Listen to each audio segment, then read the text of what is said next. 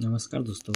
आज इस वीडियो में हम 19 मार्च के करंट अफेयर्स देखेंगे। अगर आप इस चैनल पर नए तो इस चैनल को सब्सक्राइब करें, बेल आइकन प्रेस करें ताकि आने वाली वीडियो आपका आसानी से मिल सके। दोस्तों क्वेश्चन फर्स्ट है, जबरन धर्मांतरण को रोकने के लिए निम्नलिखित में से किस राज्य ने धर्म की स्वतंत्रता विधेयक 2026 पारित किया? तो किस राज्य ने किया? तो इसका आंसर हो जाएगा महाराष्ट्र। किस राज्य ने किया? तो महाराष्ट्र ने धर्म की स्वतंत्रता विधेयक 2026 पारित किया, यानी कि विधेयक को ध्वनि मत से पारित किया गया। इसका उद्देश्य जबरन धर्मांतरण को रोकना है। विधेयक में विवाह की आड़ में किए गए अवैध धर्मांतरण के लिए 7 वर्ष तक के कारावास की सजा का प्रावधान है और दोषी पर 1 लाख रुपए का जुर्माना भी है। प्रश्न नंबर 2, पश्चिम एशिया में चल रहे संघर्ष के बीच भारत को निम्नलिखित में से किस देश से एलपीजी की एक बड़ी खेप प्राप्त हुई? तो किस देश से हुई? तो इसका आंसर हो जाएगा कतर से। किस देश से हुई? तो कतर से भारत को एक बड़ी खेप प्राप्त हुई जो कि 46,000 मीट्रिक टन है। कितनी है? 46,000 मीट्रिक टन है, जो कि गुजरात के मुंद्रा बंदरगाह पर सुरक्षित पहुंच गया। यह खेप लगभग 32.4 करोड़ घरेलू एलपीजी सिलेंडरों को भरने के लिए पर्याप्त है। प्रश्न है प्रश्न नंबर 3, भारत की थोक मूल्य सूचकांक WPI आधारित मुद्रास्फीति दर वार्षिक आधार पर तक बढ़ जाती है। तो कितनी बढ़ जाती है? तो इसका आंसर है 2.13%। कितनी बढ़ जाती है? 2.13%। यह आंकड़ा जनवरी में दर्ज 1.81% से अधिक है। अगला प्रश्न है, पर्यावरण, वन और जलवायु परिवर्तन मंत्रालय ने जैविक विविधता सम्मेलन को भारत की राष्ट्रीय रिपोर्ट प्रस्तुत की। तो कौन सी रिपोर्ट प्रस्तुत की? तो इसका आंसर है 7वीं रिपोर्ट। कौन सी रिपोर्ट प्रस्तुत की? तो 7वीं रिपोर्ट प्रस्तुत की। यानी पर्यावरण, वन और जलवायु परिवर्तन मंत्रालय ने जैव विविधता सम्मेलन को भारत की 7वीं राष्ट्रीय रिपोर्ट प्रस्तुत की। यह रिपोर्ट जैव विविधता संरक्षण के प्रति भारत की प्रतिबद्धता की पुष्टि करती है और जैविक संसाधनों के सतत उपयोग का समर्थन करती है। रबी विपणन सीजन 2026-27 के लिए किन किन फसलों के कमीशन दरों में संशोधन किया गया? तो किन किन फसलों के कमीशन दरों में संशोधन किया गया? तो इसका आंसर हो जाएगा गेहूं और धान। ऑप्शन नंबर बी, गेहूं और धान। यानी कि रबी 2026-27 के लिए गेहूं और धान की खरीद के लिए कमीशन दरों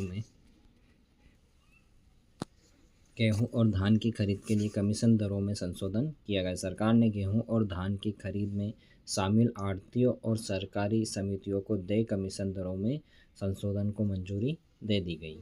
यह कितना संशोधन हुआ? तो गेहूं की खरीद के लिए पंजाब और हरियाणा में कमीशन 46 प्रति क्विंटल से बढ़कर 50.75 हो गया और राजस्थान में 41.40 से बढ़कर 45.67 हो गया। अगला प्रश्न है, भारत ने Nagoya protocol on access and benefit sharing ABS के कार्यान्वयन पर अपनी पहली राष्ट्रीय रिपोर्ट NR फर्स्ट किस निकाय को प्रस्तुत की? तो किस निकाय को प्रस्तुत की? तो इसका आंसर हो जाएगा ऑप्शन नंबर बी, जैविक विविधता पर सम्मेलन का सचिवालय यानी CBD को प्रस्तुत की। जैविक विविधता सम्मेलन को नागोया प्रोटोकॉल के कार्यान्वयन पर भारत की पहली राष्ट्रीय रिपोर्ट प्रस्तुत की गई, जो कि जैविक विविधता सम्मेलन CBD के सचिवालय को पहुंच और लाभ साझाकरण ABS पर नागोया प्रोटोकॉल के कार्यान्वयन पर भारत की पहली राष्ट्रीय रिपोर्ट प्रस्तुत की गई। अगला प्रश्न है, भारत भर में कितने शैक्षणिक संस्थानों में क्वांटम शिक्षण सुविधाएं स्थापित करने की स्वीकृति दी है? क्वांटम शिक्षण सुविधाएं प्रदान करने की भारत में कितने शिक्षण संस्थानों को अनुमति या स्वीकृति प्रदान की गई? तो इसका आंसर है 23। भारत के 23 शिक्षण संस्थानों में क्वांटम शिक्षण सुविधाएं स्थापित करने की स्वीकृति प्राप्त हुई है। राष्ट्रीय क्वांटम मिशन के तहत भारत के कई राज्यों में 23 शिक्षण संस्थानों में क्वांटम शिक्षण प्रयोगशाला और सुविधाएं स्थापित करने की स्वीकृति दी गई। इस पहल का उद्देश्य उभरती क्वांटम और प्रौद्योगिकी में उन्नत अनुसंधान और प्रशिक्षण को बढ़ावा देना है। अगला प्रश्न है, भारत में स्वरोजगार 2017-18 से 52% से बढ़कर कितने प्रतिशत हो गए। स्वरोजगार 2017-18 से 52% था, तो वो बढ़कर कितने परसेंट हो गया। तो इसका आंसर हो जाएगा 58%। कितना हो गया?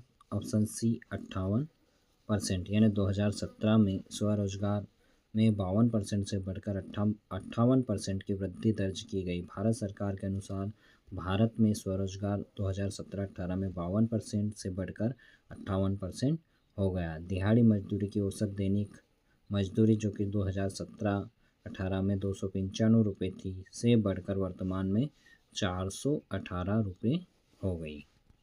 प्रश्न है, नई दिल्ली में आयोजित विश्व पैरा एथलेटिक्स ग्रांड प्रिक्स 2026 में किस देश ने पदक तालिका में शीर्ष स्थान प्राप्त किया। तो किस देश ने शीर्ष स्थान प्राप्त किया। तो इसका आंसर हो जाएगा, नई दिल्ली में आयोजित विश्व पैरा एथलेटिक्स ग्रांड प्रिक्स 2026 में भारत ने पदक तालिका में शीर्ष स्थान प्राप्त किया। किसने किया। तो भारत ने शीर्ष स्थान प्राप्त किया। नई दिल्ली में आयोजित विश्व पैरा एथलेटिक्स ग्रांड प्रिक्स 2026 में भारत ने कुल 208 पदक, कितने 208 पदक जीतकर शीर्ष स्थान प्राप्त किया। यह कितने दिवस चली। तो 3 दिवसीय प्रतियोगिता जवाहरलाल नेहरू स्टेडियम में आयोजित की गई थी। भारतीय पदक तालिका में 75 स्वर्ण पदक, 69 रजत और 64 कांस्य पदक शामिल हैं। अगला प्रश्न है, किस राज्य ने अपना पहला साउंडिंग रॉकेट सफलतापूर्वक प्रक्षेपित करके अंतरिक्ष अनुसंधान के क्षेत्र में एक महत्वपूर्ण उपलब्धि हासिल की। तो किस राज्य ने की। तो इसका आंसर हो जाएगा Gujarat. Option number A Gujarat. Gujarat ने अंतरिक्ष अनुसंधान के क्षेत्र में एक महत्वपूर्ण उपलब्धि हासिल की है। उसने अपना पहला साउंडिंग रॉकेट सफलतापूर्वक प्रक्षेपित किया है। यह प्रक्षेपण धोलेरा में हुआ। इसका संचालन अहमदाबाद स्थित एक निजी अंतरिक्ष स्टार्टअप ने किया है। यह रॉकेट एक चरण वाला सब ऑर्बिटल यान था। इसे एक अस्थायी प्रक्षेपण परिसर से प्रक्षेपित किया है। रॉकेट लगभग 3 किलोमीटर की ऊंचाई तक पहुंचा।